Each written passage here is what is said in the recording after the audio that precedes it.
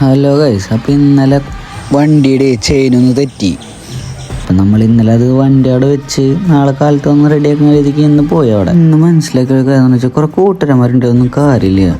സത്യം പറയാലോ, ആരുണ്ടായിട്ടും വലിയ കാര്യമൊന്നുമില്ല. നമുക്ക് എന്തെങ്കിലും പറ്റുമ്പോഴോ നമുക്ക് എന്തെങ്കിലും അർജൻറ്റ് ആണെങ്കിലോ അപ്പോൾ തന്നെയാണ് ശരിക്കുള്ള കൂട്ടുകാരൻ. അപ്പോൾ ഇന്ന് കാലത്ത് തന്നെ ഞാൻ നേരെ വണ്ടി എടുക്കാൻ പോയത് എൻ്റെ ഒരു കൂട്ടുകാരനെ വിളിച്ചു. അവന് ക്ലാസ്സൊക്കെ ഉണ്ട്. അപ്പോൾ അവനെ വിളിച്ച് ഞാൻ പെരുങ്ങോട്ടൽ വരെ പോയി. ബാക്കി ഞാൻ അവിടെ നടന്ന് വണ്ടി എടുത്ത് പോയി. അവനെ നേരെ ക്ലാസ്സൊക്കെ ഉണ്ടായിരുന്നു, ഓൺലൈൻ ക്ലാസ്സുള്ള കാരണം ഞാൻ അവിടെ നിർത്തി. നീ ബാക്കി പൊക്കോ. പിന്നെ നല്ല മഴയുണ്ടായിരുന്നു.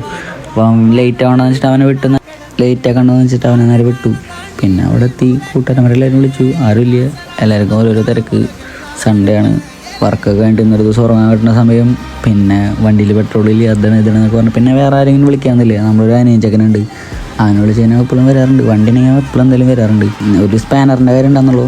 നേരെ അവൻ സ്പാനർ കൊണ്ട് വന്ന് വണ്ടി റെഡിയാക്കി സെറ്റാക്കി പോന്നു.